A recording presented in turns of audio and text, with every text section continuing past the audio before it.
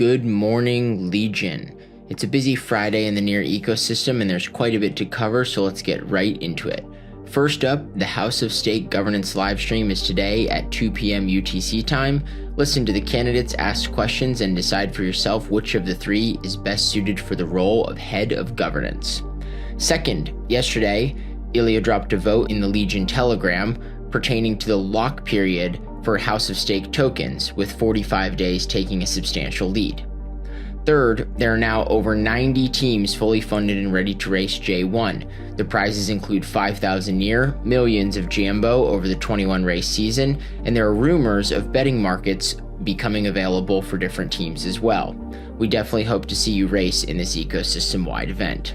Last but not least, we have the missions to reach Ascendant dropping on Monday alongside the Legion Gitbook. This is the first full SBT launch where successful completion of these missions will help you rank up for the first time. Let's get into two prevalent AI stories on the day. First up, the original AI 2027 report that we spoke about a couple of weeks ago had a 2026 forecast included that had some of the following predictions. Coding automation goes mainstream, agents work like teammates, and AI R&D is 50% faster for algorithms, not just compute. Well, it's still 2025, and very recently, an OpenAI employee stated the following about their agent builder. Quote, "The agent builder we released today was built end-to-end in under 6 weeks, with Codex writing 80% of the PRs," end quote. Is it safe to say that coding automation is going mainstream? I think it is, and frankly, we're ahead of schedule, folks.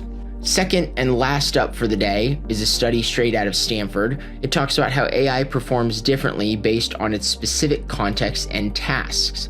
When LLMs compete for social media likes, they tend to make things up.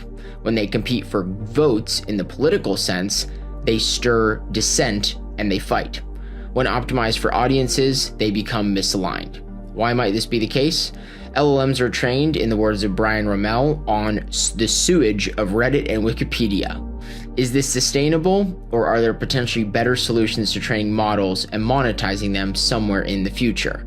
Perhaps this is another use case for NEAR's DCML. That's all for today, folks. We'll do this all again real soon.